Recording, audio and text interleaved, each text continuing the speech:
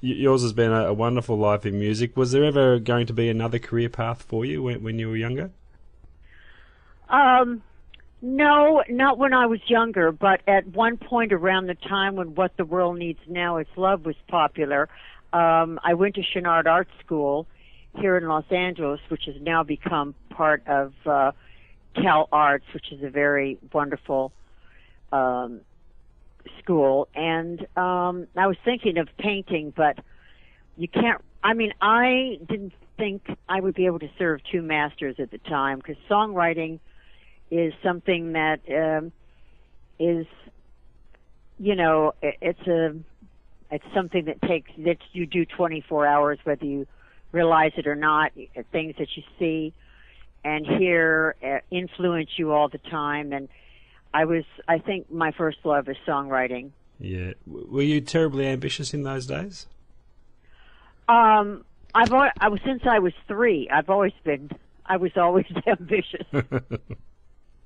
I was singing at little church picnics and just wherever anyone would let the 3-year-old sing, which was quite a few places, because they don't really turn you down when you're 3. I believe you had your own radio show at a very young age too.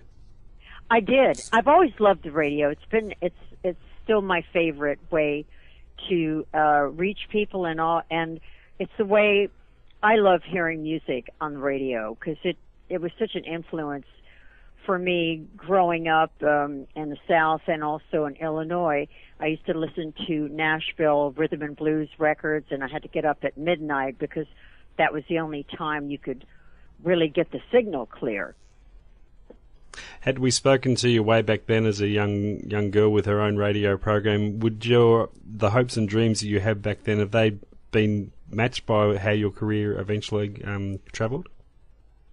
Well, it traveled very differently than I thought it might. I was just very grateful at the time to be able to have a record contract and record, because, it wasn't the Madison Avenue corporate scene that it is now. I think I came up at a time when it was very organic, and you could make a record and take it to the program director or to a disc jockey directly, and if they liked it, they would put it on the air, and I sure missed that part of it. Mm. At any point in your career, did you face a dilemma whether to choose to go down the songwriter path, writing songs for others, or to focus on the performance side of your career? Were you torn between the two at times? Well, I think I always liked performing, but I was always, I think, a songwriter. I became a songwriter first. I started out writing songs because I couldn't get material from anyone, because they weren't going to give a young new performer the best songs, the publishers in those days. So I started writing. I'd always written poetry and such, but and also when I first signed with Liberty Records, they were very interested in my songwriting, because they were just starting their publishing company, and they wanted writers to help build that, because that was a excellent revenue for them. Mm. So I was not encouraged to go on the road and perform. They preferred that I stay there and write songs, stay in Los Angeles and write songs. So it was really a thrill for me to have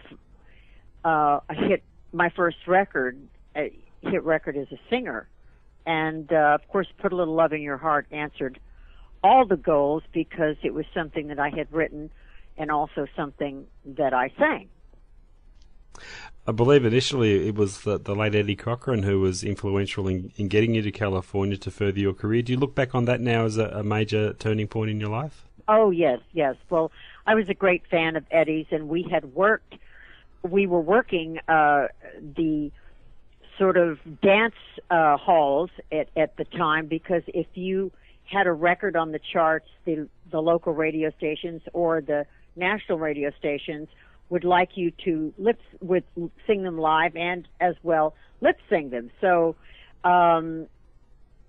that's what we did, and we hooked up several times. And he said, "You really belong in California. You're a California girl. You have to come out immediately." So I thought, well, if Eddie Cochran says that, then that's where I have to be. So I followed not too long after. Yeah. Now, it's well documented that you supported the Beatles on their first tour of the United States, which must have been an amazing experience. But I guess it must have been a tough gig in a way, dealing with an audience that I guess wasn't there to see you and were there to see the Beatles in such an hysterical way too. Well, I think I was the only performer who actually knew that. I think a lot of people sort of, oh, well, all these people are here to see what I do, and I knew who they were here to see, who they were there to see, and I just relished it, and I did things like shout and all the up-tempo songs I could find. Eventually, Brian Epstein had me close, the manager of the Beatles had me close the first half of the show, because there were, a few performers opening for them. And believe it or not, they only did 30 minutes. Yeah. They only did 30 minutes, and so we had to fill up the rest of the time. But I loved every minute of it, and a lot of it was really good because I had a chance to sing in front of all those people, an opportunity that I wouldn't have had at that time in my career for sure, and most artists will never have. Because we were playing baseball stadiums and soccer stadiums, and we did play a few places, like in Las Vegas. We played, inside, but most of the time we played outside. I believe you did have to deal with some hostility in the audience. There was a degree of booing at times. Oh yeah, absolutely, for sure. And some of the performers just left the show, because they, were all upset, and I was, I thought it was funny, and some were complaining, and in fact, Paul McCartney said one night, well, when we were opening for Roy Orbison, they booed us, so, what goes around comes around. Exactly. So he wasn't, he didn't think much of the people that, left because of that. Yeah. I was interested to read in another interview that one of your major regrets is not being able to convince your record company at the time to record an album of Bob Dylan covers back in 1963. Yeah, it was very sad. I had gone to see Bob Dylan with Peter, Paul, and Mary, as I had worked with them in the past, and they kept talking about the Sky Bob Dylan, and so we went to Town Hall, which is first time there, and he sang for the first half of the concert a lot of blues songs, a lot of blues material that I knew, and I wasn't that impressed because to me he was just copying the great Delta blues people and all the people that I knew being from the South, the original recording, so I wasn't impressed at all. So they said, just wait till the second half. So he came back in the second half and he sang times they are a-changin', with God on our side, don't think twice, it's all right. Just a million great songs. And I sort of felt like alfalfa, my hair was just standing straight. And I came back and just really begged them to let me cut a whole album of Bob Dylan songs, and they didn't think he would make it. I said, this is the next James Dean. This is the next, big thing, and would be so cool to be able to do it. Plus, he had sent me a lot of demos and things that, from New York, because I was such a big fan at that time. Yeah, and of course, within a couple of years, everybody was covering his songs. In a couple of years, everybody was a big fan. But, in fact, I had recorded Don't Think Twice before Peter, Paul, and Mary. But Liberty would not release it. They didn't think it was a good song. Can you pinpoint a time when you felt in yourself a real self-belief in your own songwriting, when you think you really came of age as a songwriter? I don't think I've ever felt that. I don't know. I think that, times you have songs that have an opportunity to be heard, and that's one of the things that we don't have a lot of today. There's a lot of good songwriters around that won't have an opportunity to be heard because the business is so corporate. But I think that having the freedom to go in and demo and write and be able to know that people will hear it because they had a free form of radio, that was probably, the best thing that I can remember. Yeah. But as a writer, I don't think, at least I don't. I wrote a song called Vanished in Time recently that was on the You Know Me CD released here and in the U.S., and I think it's one of the best songs that I've ever written, and I think it's a very timely song. But, I don't think it's going to have the kind of exposure that it would have had during the Put a Love in Your Heart days. Mm. Do you remember when the Bacharach and David song, What the World Needs Now, was first brought to you to record, and what your first impressions were of the song? Well, Bert didn't want to play it for me. It took Hal David about 20 minutes to convince him to play the song. He just didn't connect me with the song. And when I heard it, of course, I fell in love with it because it has gospel chords, gospel changes, and especially the What the World Needs Now part musically. And I just thought it was fantastic. So after I learned it, I sang it, and then at that time, Bert made the connection. He says, well, we've got it. We're off to New York. That's it. He just fell in love with the way that I did it. Well, I grew up in cornfields and wheat fields, so it wasn't a far reach for me. Yeah. Was there record company pressure on you after that point to record more songs in the same vein? Well, there was always a lot of pressure on me to do this and to do that. Coming from the background that I did with my father sang country blues, sort of like the Delmore Brothers and the early Everly Brothers kind of thing, and it was really country blues. And my mother sang in a big band, and my aunt was a teacher at the Conservatory of Music in Chicago. So I grew up hearing jazz, classical, all styles of music, and so it was natural for me to be able to jump in and do different kinds of material, and I really loved it. But a lot of critics couldn't get their mind around it and would say that perhaps there was a lack of direction. Of course, now the times they are a-changing, and any artist can do any kind of material and change every other record, and it's considered versatile.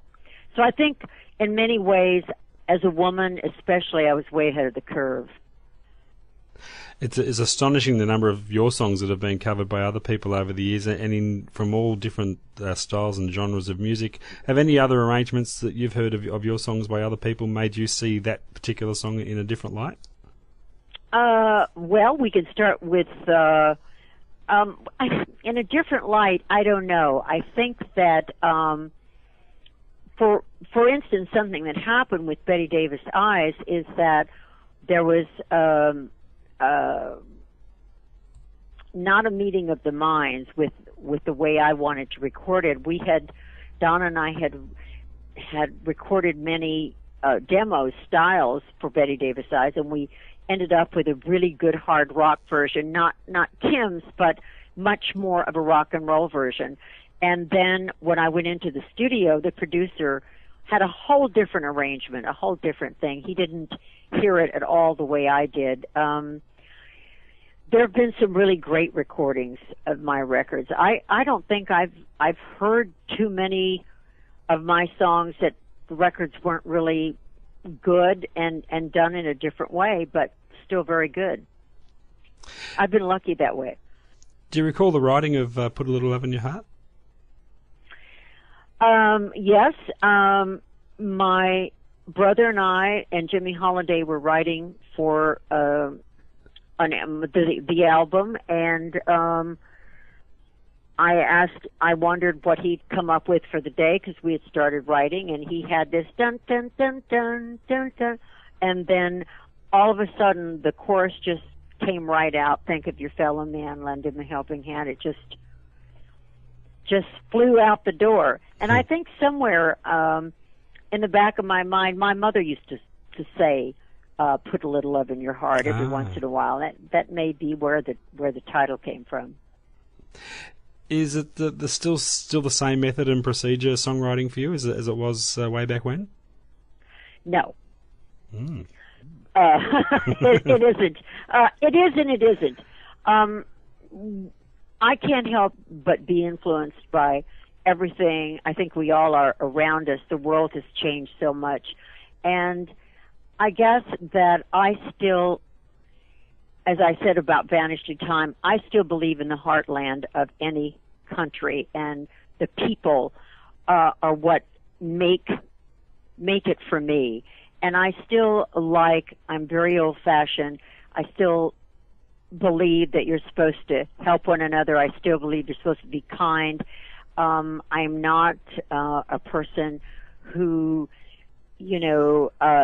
jumps over everybody or does things in a fashion that to me is dishonest. So I kind of have my own set of rules, and I do have rules. And I think at this particular time in the world, I think people play without rules. They don't have any rules, and I miss that. And so I kind of stay in my own little place. But writing songs, picking up the guitar, coming up with a riff, coming up with the music, and maybe a title here and there, that's still the way I write, for sure. Mm. But I have to find that place. It's harder for me to find that place. Because before it would be all around me. So, it would be less of what we have now, and now it's harder. I don't know if you understand what I'm saying. Makes perfect sense. You've collaborated with many other songwriters through the years. What qualities do you like to see in a person that points to them as a potential songwriting collaborator? For me, I like co-writers to be good at lyrics and melody. I'm more comfortable with that writer who is capable of writing melodies and lyrics, actually writing, for themselves, or just being writing both music and lyrics. I like to trade back and forth. If I get stuck on a bridge or something, or I get stuck somewhere, I like them to be able to come in and, put a melody, or if they get stuck on a lyric, I like to be able to contribute to that. And it's just, to me, a really good exchange. It works for me. What about writing alone? Is that equally as enjoyable for you, or are you more comfortable in Pardon me? Are you more comfortable in a collaborative situation, or are you equally comfortable writing alone? I like both. I'm equally comfortable with both. Writing myself, and if I'm excited about the person I'm writing with, then it's a different kind of feeling. Yeah. In recent years, you have somebody to bounce off of, and writing with Van Morrison isn't so bad. No, not bad at all. In recent years, a good deal of your older material has found itself reissued on CD, which must be a wonderful feeling for you. It is amazing. I feel like, I can't even begin to tell you, I feel like Alice in Wonderland, because I can actually see what I did. I was, or I don't know why, maybe just the way it is. The albums for EMI, they were not, keen on putting an album out that was in the original form, the original artwork. They seemed to, put a cut here, a cut there, in a compilation situation, which really doesn't show who the artist is at all. No. I was having these CDs released in the UK and having all of these things happen for me. It's just, I can't tell you what an incredible feeling it is to have them out and available. I have people calling saying, oh, where is this? I can't find that album. I can't find this. And now all that's available, plus songs that I had totally forgotten that I recorded.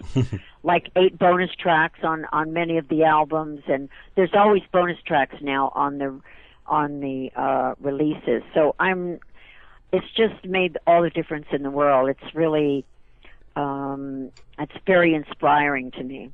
Did you have a lot of input yourself into the release of those packages? Well, I worked with Jim Pearson, who's been, kind of like a guardian angel. I mean, and Mark Stadford over in the UK, and Collector's Choice here in the States. I'm coming out with new arrangement. Will now be out. The folk album's coming out. To Be Free and Me About You. That's all out on Collector's Choice this month. So it's really awesome. It's fantastic. For us who need our old vinyl replaced, it's just wonderful. Oh, well, I'm so thrilled to be able to have an opportunity to speak to, your fans and just, invite them all over to our website, www.jackiedeshannon.com, and we have a message board, and I'd sure love to hear from everybody. You took a long break from recording and performing before the You Know Me album came out in 2000. What prompted you to get back into it again? I don't know. I'm not sure. Well, I had a lot of encouragement here and there, and I had to come up with the material, and I really thought that I took the writing to a different place for me. I'm very conscious of the fans. I always want to do the very best I can, and just to go in and record if I don't have the songs, I couldn't do that just to do an album. So when I was finally ready to present the material, then I decided that I would do that and do some appearances. I did a Dingwalls in London, which was really great because we had a couple people come over from Australia. Oh, wow. For that concert. Yeah, I was shocked. From Japan, from Sweden, from many, many places. It was a small club, but we had a band that was just off the charts. It was so awesome. They knew the only weak link in the chain was me. I was the one that forgot something. But they played everything just perfectly, right down to the cymbals, to everything. They knew the songs, and so it was an amazing concert. Right. So initially you were a little tentative about getting up on stage again? again? I was hysterical. I mean, first of all, everybody in the audience knew the words, and they were crying, and I was crying. It was it was quite an experience. Mm. But I have to say that people that are fans, especially UK, Australia, everybody. I mean, they're your fans for a long time, not just for a few minutes. Yeah, and that is true. It makes it really, that does it for me. It's an amazing thing. I think you all appreciate history, the history of music. I don't know that it's like that for here. They don't seem to, be in on. I think a lot of the music is not going to be around more than a few years, and then something else is going to come and something else. But I'm happy to be. I kind of feel like Coca-Cola. I hope that I'm a classic or end up being a classic. No doubt about that. Did you continue to write and play music for your own enjoyment during that time away, though? I mean, I assume you didn't put the guitar away completely. No, what I didn't put it away, and it's still going. I think that for me at this particular time, I just have to block out the time. That's the deal. Before, I used to get up every day and write songs and go in and record them, demo them at the end of the week, and a lot of times the demos were pretty darn good, considering that we had to do a song an hour. We had to arrange it, mix it, and everything very, very quickly. So there were some mistakes, obviously, but that went along with making the demo. But some of them were really, really good. Mm. Did you miss the audience contact when you were away? Yes, I have. I mean, I like to perform. I think one of the things that's difficult now, as far as Jackie DeShannon, is just getting everybody together, getting it moved. It's quite something now to travel and to put things together. It's really hard. One impression I've had of you is as someone who's always been intent on conducting their career on their own terms. Would that be something that's always been important to you? Well, I didn't start out that way. I started out to be. I just found that being people trying to put me in a box or label me, I think I became. I got on the edge, and I've continued to stay there. I don't want to compromise in my work, and a lot of times people will say, "Oh, come on this tour, come on that tour, do this, do that," and I have plenty of offers to do that. But if I don't feel that it's right for me, then I'd rather not do it. I guess I mean, I had all this wonderful thing happen for me in London, and it was probably the best musical experience for me doing a concert that I've had in my whole career. I guess through the years too, you've seen many of your contemporaries in the industry who have made those compromises that you haven't been willing to make, and have probably seen their careers take many a wrong turn because of that. Well, I'm like the turtle. I just feel that I don't want to let, any of the fans down, and I may not be there as often sometimes as people think I should be, but as I say, it has to be right. Yeah. And what's coming up for you, Jackie, in terms of plans? Anything on the horizon recording-wise? Well, recording-wise, I'm putting out a few little things that I did, more or less like demos, kind of pick them up on the on different, music places on the internet.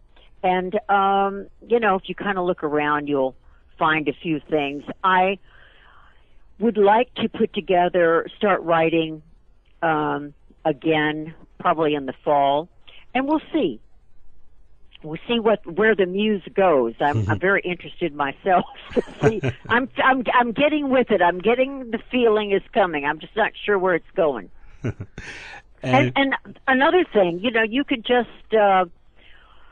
put together something and sing it very simply with guitar or whatever, and load it up, and your people can hear it all over the world. It's very cool.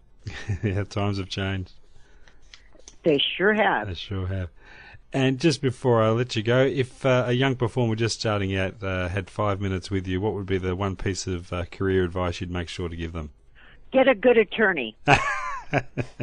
Immediately, if not sooner. I do. I wish that, of course in those days, artists could not dictate policy because they were lucky they had a recording career, because there were just only a few labels.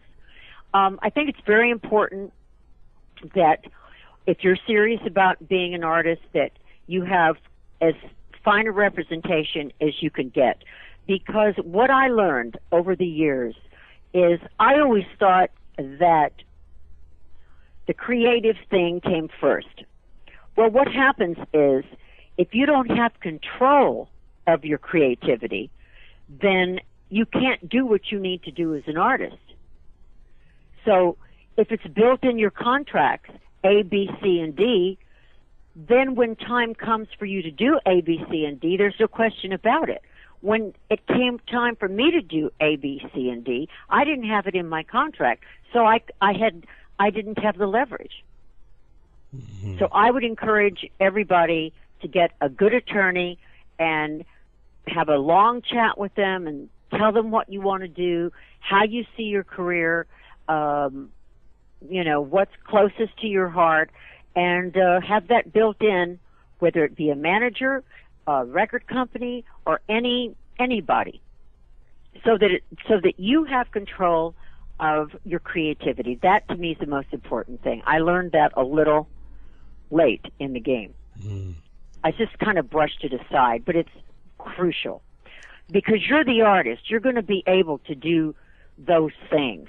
You know, it's not like you question your writing or you question your singing, or that's in most cases a given. But if you're not allowed to create and do and produce and get the kind of songs you want out, then it's all in vain, basically. Wonderful advice coming from the voice of because, experience. Because, you're doing some other work. You're not doing the work that you want to do. That's but right. In some cases, you may have to sacrifice a few things. But in the long run, it's whether you want a career for 20 years or do you want it for 5 minutes. Makes perfect sense. You must protect your art. That's the thing. So I hate to sound hard as nails, but I really want to get that across. No, they're wise words. Thank you so much for this interview. I really appreciate being able to chat with you, and it's nice to know that we have fans in Australia. Oh, you certainly do. Jackie, it's my birthday today, and I couldn't have wished for a better present. Oh, happy birthday to you. Happy birthday to you. Couldn't have wished for a better present to sit down and chat with you for 30 minutes. It's been an absolute delight. Oh, well, thanks, and I hope we get to chat again. We certainly will. You have my phone number. Give me a call. Will do. Will do indeed. Thank you so much. Thanks, Jackie. Take care. Bye-bye. Bye-bye.